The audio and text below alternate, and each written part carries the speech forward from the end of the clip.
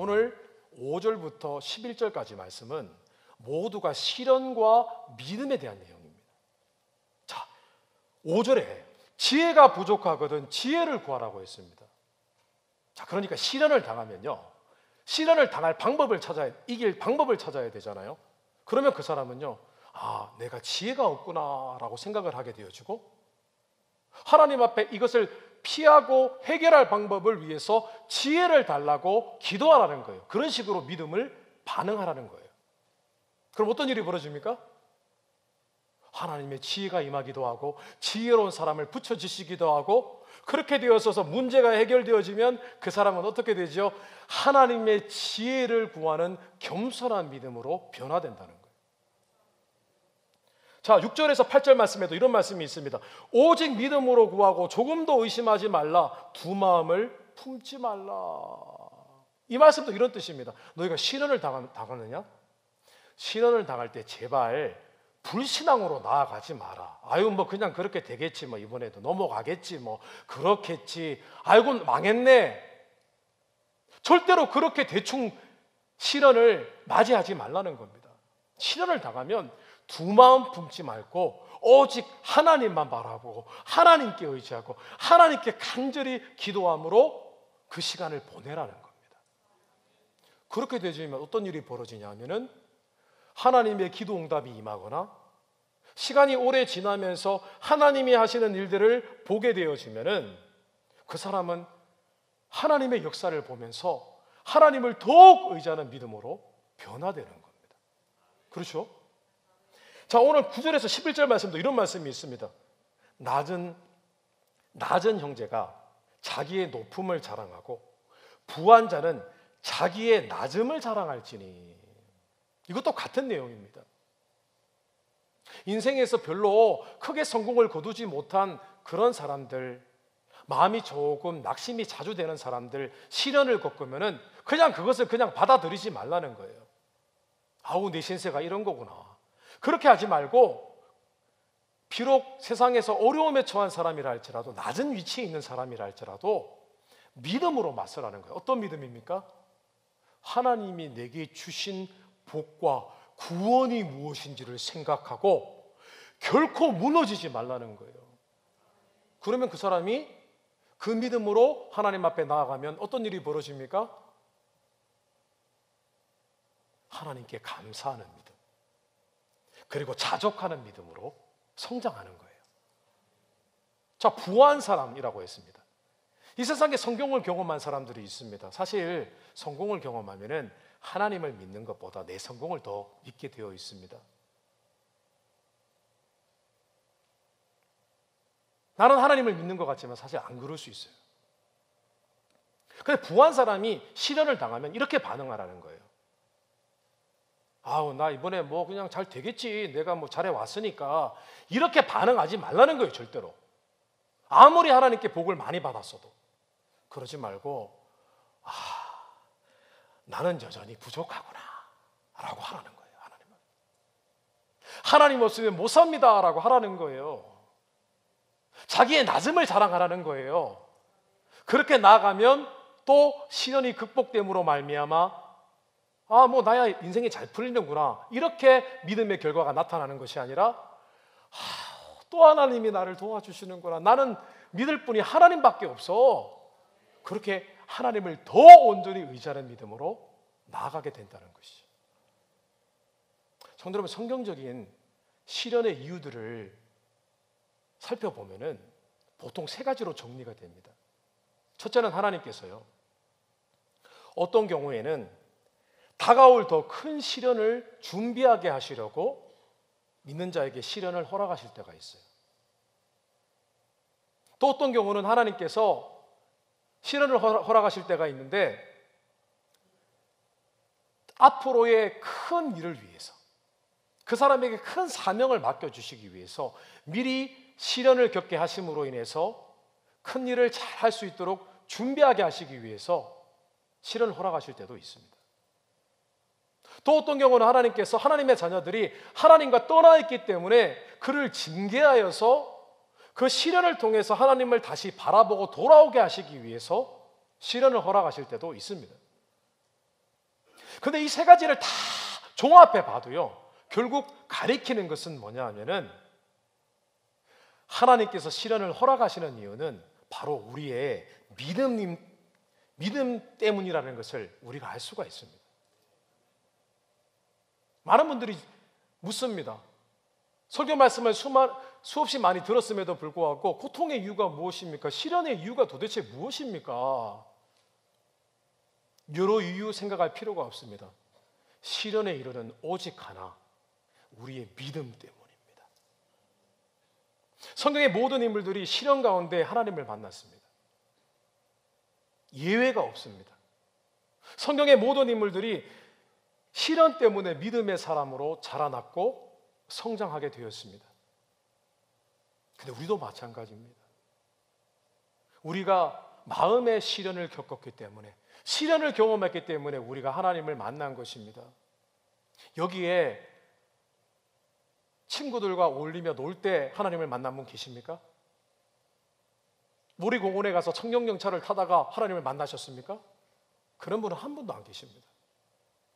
시련을 통해서 나의 마음이 낮아질 때 하나님을 찾았고 하나님을 만났었던 것입니다.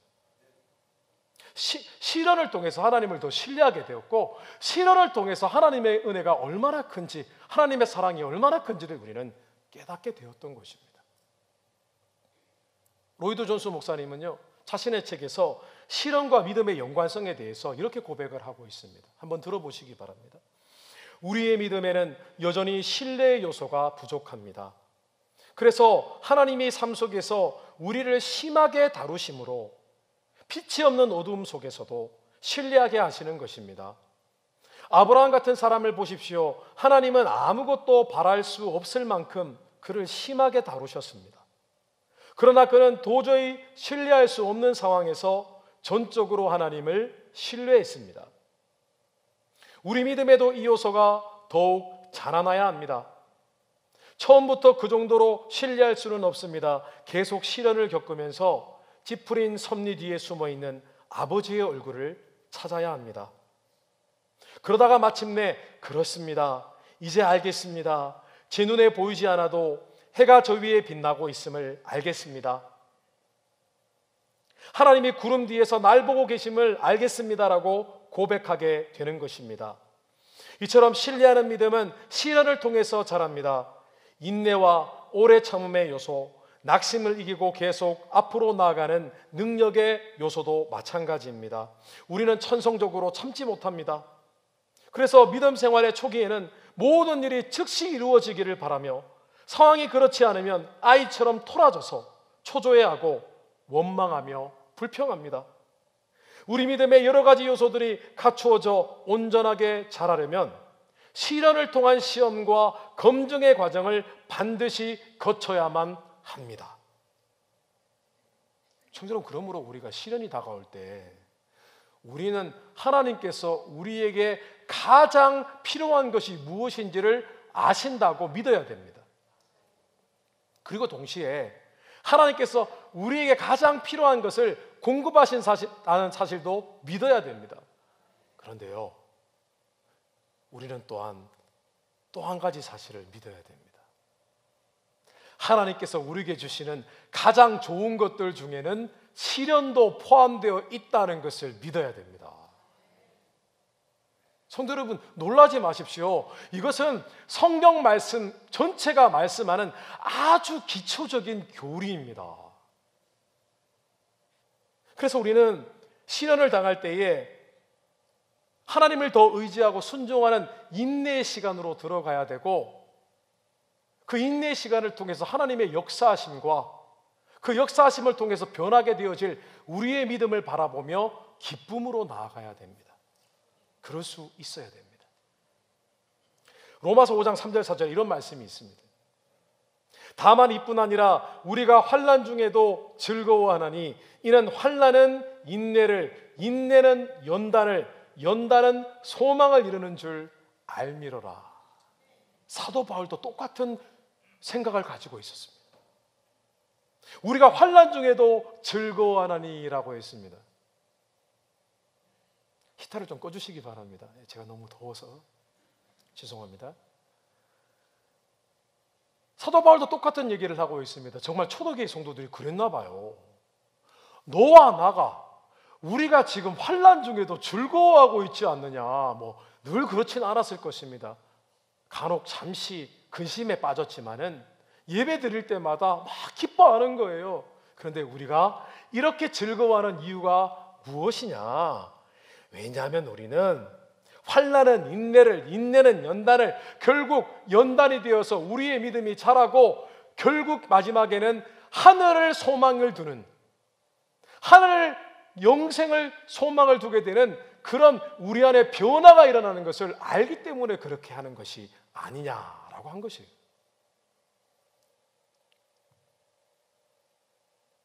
성도 여러분, 분명히 사도 바울은 그렇게 얘기했습니다.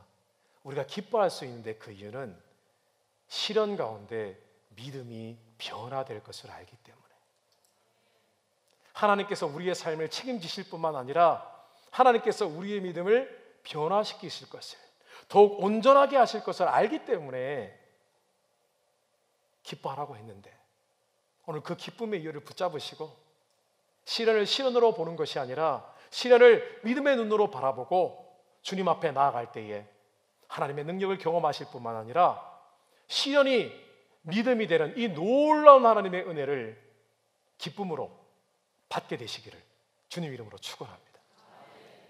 두 번째로 한번 따라해 보겠습니다. 하나님은 믿음을 가장 귀하게 여기신다. 다시 하겠습니다. 하나님은 믿음을 가장 귀하게 여기신다. 오늘 11절 말씀에 이런 말씀이 있습니다. 시험을 참는 자는 복이 있나니 이는 시련을 견디어낸 자가 주께서 자기를 사랑하는 자들에게 약속하신 생명의 면류관을 얻을 것이기 때문이라. 성도 여러분, 이 말씀에서 시험이라는 단어는 테스트라는 의미를 가지고 있습니다. 오해하시지 말아야 됩니다. 여기서 시험을 견디는 자는 하나님의 믿음의 시험, 테스트를 견디는 자들이라는 뜻입니다. 그런데 오늘 야고보서 기자가 이렇게 얘기합니다. 시험을 잘 견디는 자, 믿음의 시험을 견디는 사람들에게는 생명의 면류관이 있다라고 했습니다. 생명의 면류관은 아무나 받는 것 아닙니다. 천국에서 받을 가장 존귀한 상급으로 의미를 합니다. 근데 오늘 이 야고보서 기자의 말씀과 아주 흡사한 말씀이 있습니다. 베드로전서 1장 6절과 7절 말씀입니다. 우리 같이 한번 읽어보겠습니다. 그러므로 너희가 이제 여러 가지 시험으로 말미암아 잠깐 근심하게 되지 않을 수 없으나 오히려 크게 기뻐하는도다. 잠깐만, 여기까지요. 사도 베드로도 야고보와 사도 바울과 똑같은 견해를 가지고 있습니다. 뭐라고요? 여러 가지 시험으로 잠깐 근심하게 되지 않을 수는 없으나 오히려 크게 기뻐하는도다. 초대교회 성도들은 그랬습니다. 자, 그런데 이 시험이 또 믿음의 시험인데, 자, 그 다음 말씀 읽겠습니다. 너희 믿음의 확실함은 불로 연단하여도 없어질 금보다 더 귀하여 예수 그리스도께서 나타나실 때에 칭찬과 영광과 존귀를 얻게 할 것이니라. 할렐루야. 칭찬과 영광과 존귀를 받는다는 것은요, 그냥 칭찬받는 거 아닙니다. 영광이란 단어는 오직 하나님의 거룩하심 가운데 뿜어나오는 빛을 의미를 합니다. 칭찬과 영광과 존귀를 받는다는 것은 마치 하나님처럼 떠받들여진다는 것을 의미를 합니다. 어디 감히 사람이 그럴 수가 있습니까? 그런데 하나님 앞에 믿음의 시험을 통과하여서 그 믿음이 연단되고 더 온전해지고 믿음의 진정성을 인정받은 사람들은요, 하늘의 영광을 받는다는 거예요. 무엇 때문에요? 믿음 때문에. 우리의 믿음은요, 영원한 것입니다. 우리가 이 땅에서 천국으로 갈 때에 천국에 가지고 가는 유일한 것은요, 믿음입니다. 여러분. 믿음밖에는 없어요. 우리가 생각하기에 믿는 것, 하나님 그냥 우리가 믿는구나, 믿음을 선물로 받았구나, 그렇게만 생각하기 쉬운데 그렇지 않습니다. 우리의 믿음에는 과정과 내용이 있습니다. 시련을 통해서 그 믿음 속에는 하나님과 만났고 하나님과 함께했던 시간들이 담겨져 있고요, 하나님과 함께하면서 자랐던 모든 내용들이 다 그 믿음 안에 담겨져 있습니다. 그래서 믿음은 마치 차량 안에 있는 블랙박스와 비행기에 있는 블랙박스, 모든 교신한 내용과 사실들이 다 담겨져 있는 블랙박스와도 같습니다. 우리는 천국 갈 때 믿음만 갖고 가는 것입니다. 그리고 그 믿음으로 천국에서의 지위와 신분이 결정되는 것입니다. 그래서 오늘 말씀해 보니까 사도 베드로는요, 우리가 믿음이 얼마나 중요한지 믿음을 금으로 표현을 했습니다. 그리고 그 믿음이 계속해서 단련되어야 된다고, 마치 금이 불순물이 없어지며 단련되는 것처럼 그렇게 비유를 했습니다. 금은 하늘나라에도 존재하는 물질입니다. 왜냐, 금은 변함이 없기 때문입니다. 처음 금을 캐면요, 순금은 없습니다. 다 불순물이 섞여 있습니다. 그런데 뜨겁게 가열을 하고 금을 녹이기 시작하면요, 불순물이 하나하나 제거가 됩니다. 처음에는 14K, 18K, 그리고 우리가 제일 좋아하는 24K. 근데 우리의 믿음도 마찬가지입니다. 우리는 간혹 착하면 믿음이 좋은 줄 압니다. 아닙니다. 시련을 통과한 사람이 믿음이 있는 사람인 거예요. 처음에 우리 믿음은요, 아무리 착한 사람이 믿어도 그 믿음이 착한 믿음이 아닙니다. 불순물 투성입니다. 사실은요, 하나님을 믿지만, 이제 겨우 믿지만은 하나님께 순종하지도 않고요, 헌신하지도 않고요, 충성하지도 않는 믿음이고요, 하나님 앞에 겸손하지도 않는 믿음입니다. 그런데 시련을 통과하잖아요. 하나님과 함께하는 인내의 시간을 통과하게 되어지면요, 그의 믿음이 점점 겸손해지고 하나님께 순종이 되어지고, 그런 믿음으로 점점 변화가 되어져 갑니다. 그러다가 결국 우리의 믿음은 정금같이 되어가는 것입니다. 오늘 사도 베드로는요, 금을 재련하기 위해서, 우리가 황금, 순금을 얻기 위해서 이렇게 많이 가열해서 뜨겁게 해서 노력을 하는데, 왜 우리는 믿음을 정금같이 하기 위해서 노력하지 않느냐? 시련을 통해서 우리의 믿음이 정금같이, 순금같이 된다면 우리는 더 시련을 감당해야 되지 않겠느냐라고 했습니다.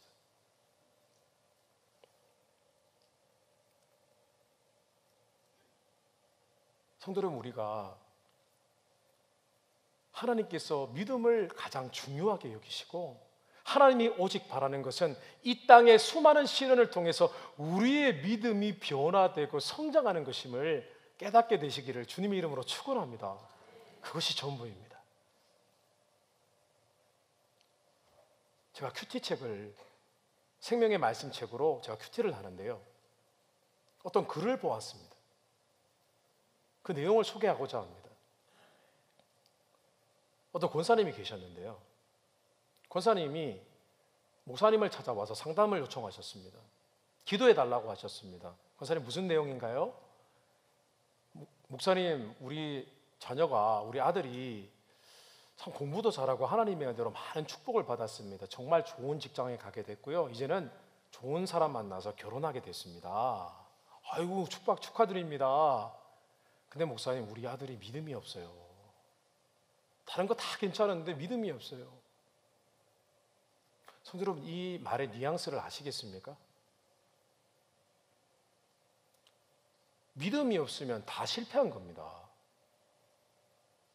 다른 거 다 성공해도 소용없습니다. 믿음이 실패하면 다 실패한 겁니다.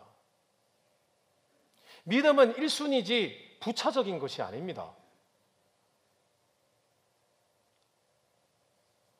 근데 이 목사님이 좀 특별한 목사님, 독특한 목사님이세요. 이 권사님이 그렇게 말씀하시니까 대뜸 이렇게 말씀을 하셨습니다. 그럼 권사님, 우리 아들이 하나님 만날 수 있도록 우리 하나님께 시련을 달라고 기도하세요. 극심한 시련을 주셔서 하나님께 돌아오게 해달라고, 막 때려서 돌아오게 해달라고. 기도하세요. 그러니까 그 말씀을 하는 순간 권사님, 저 그렇게 못해요. 저도 그럴 자신 없어요. 근데 성도 여러분 아십니까? 30년, 40년 전에 권사님들은요, 자녀가 하나님을 떠나면 하나님 죄를 때려서라도 데리고 오십시오. 그렇게 기도했어요. 저도 그 기도 못하겠어요, 솔직히. 이 얘기는 우리가 자녀가 많은 부분 우리의 우상이 되고 있다는 뜻입니다. 근데 제가 말씀드리고자 하는 것은 그런 부분이 아니라 자녀들이 시련을 겪을 때 우리가 그냥 슬퍼하고 걱정만 하지 말자는 거예요. 또 다른 시련과 믿음의 시각으로 자녀들이 겪는 시련을 바라보자는 거예요.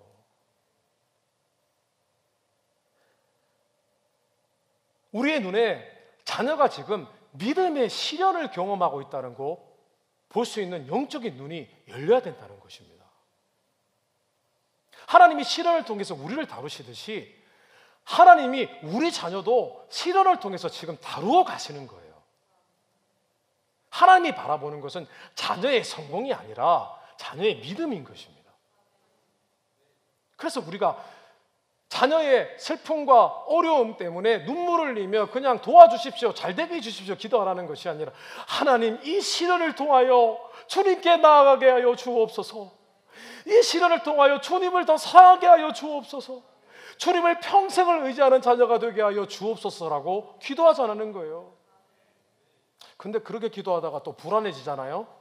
자녀가 너무 힘들까 봐. 자, 그때는 방법이 있습니다.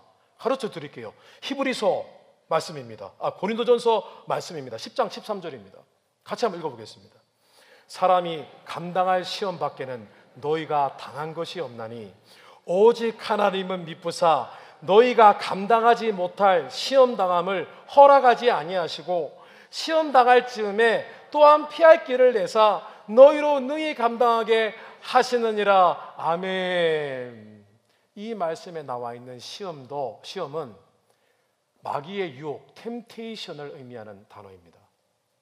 하나님, 우리 자녀가 이 시련 때문에 도리어 너무 힘들어서 실족하거나 더 하나님과 멀어지지 않도록 도와주시옵소서. 감당할 수 있는 시련이 되게 하여 주옵소서. 감당할 수 없으면 하나님이 피할 길을 내셔서 그때의 하나님을 기억하고 하나님을 더욱 신뢰하는 믿음으로 자랄 수 있도록 인도하여 주옵소서. 이렇게 기도하는 거예요. 성도 여러분, 이제는 자녀가 시련을 당할 때 믿음의 눈으로 바라보시고 그 시련을 기도로 후원하는 하나님의 귀한 믿음의 부모님이 되시기를 주님의 이름으로 축원합니다. 오늘 말씀해 보니까요, 이 믿음이 얼마나 중요하냐 하면은요, 하나님께서 오늘 베드로 전서 말씀을 보면은 베드로 사도가 이렇게 고백을 합니다. 너의 믿음의 확실함은 이라고 했습니다.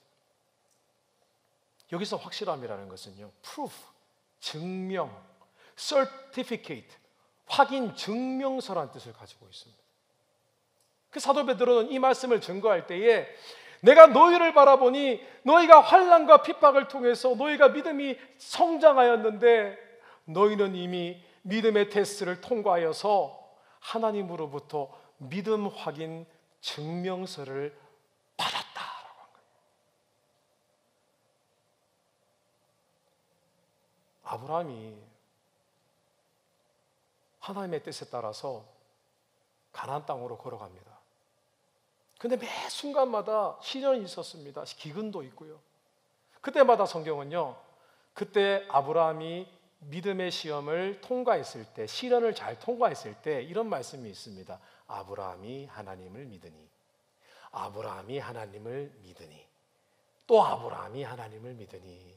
그 얘기는 성경 기자가 아브라함이 그 시련을 통과해서 믿음을 검증받았습니다. 하나님께서 고귀하게 여기시는 아브라함의 믿음이 성장하였습니다라는 뜻입니다. 바라고 바랄 수 없는 중에 하나님을 온전히 의지했습니다. 그랬더니 결과적으로 100세 때 마침내 약속의 아들을 이삭을 받았습니다. 그렇죠? 이미 아브라함은 하나님을 의지하는 믿음은 검증을 받았던 거예요. 자, 그런데요, 아브라함이 이삭을 받으니까 문제가 생겼습니다. 그의 믿음에. 이삭이 더 좋은 거예요. 그러자 하나님이 또다시 믿음의 시련을 주십니다. 이것은 환경적인 시련이 아니었습니다. 하나님이 직접 주시는 믿음의 시련이었습니다. 마음의 시련이었습니다. 이삭을 바치라. 그런데 아브라함이 신통방통하게도 그 자리에서 이삭을 바칩니다. 그때 하나님께서 이렇게 말씀을 하십니다. 내가 내 아들 내 독자까지도 내게 아끼지 아니하였으니 이제야 내가 하나님을 경외하는 줄을 아노라. 하나님 이제야 믿음 확인 증명서를 아브라함에게 주신 것입니다. 이제야 내가 나에게 순종하고 내 말이면 철떡까지 믿고 나를 존중히 여기는 믿음의 사람이 되었구나. 너희 믿음이 이제 진정성이 있고 온전하게 되었어. 꽝! 도장을 찍으신 겁니다. 성도들 어떻습니까? 오늘 우리의 신앙에 새로운 목적이 회복되어야 됩니다. 우리는 천국 가는 그날까지 우리의 믿음을 점검해 봐야 됩니다. 나는 어떤 믿음의 요소 가운데 하나님께 확증받고 승인받았나? 이 시련은 또 어떤 시련인가? 우리의 믿음에 주목하게 되시기를 주님의 이름으로 축복합니다. 말씀을 정리하겠습니다. 우리가 주님을 만날 때요, 하나님은 오직 우리의 믿음의 진정성과 온전케 된만을 보실 것입니다. 다른 것 보지 않으십니다. 그 속에서 하나님은 하나님과 함께했던 그 세월을 연상하게 되실 것입니다. 추억하게 되실 것입니다. 그만큼 우리의 믿음이 중요합니다. 이젠 다시는 시련의 이유를 묻지 마십시오. 시련의 이유는 오직 믿음입니다. 그리고 하나님은 우리의 믿음을 가장 존귀하게 여기십니다.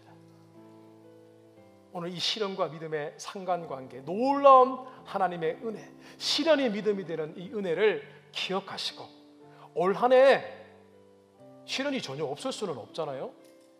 그런 건 꿈도 꾸지 마십시오. 있습니다. 그러나 우리의 믿음이 순금처럼 단련되는 것을 바라보고 나가게 되시기를 주님의 이름으로 축원합니다. 생명의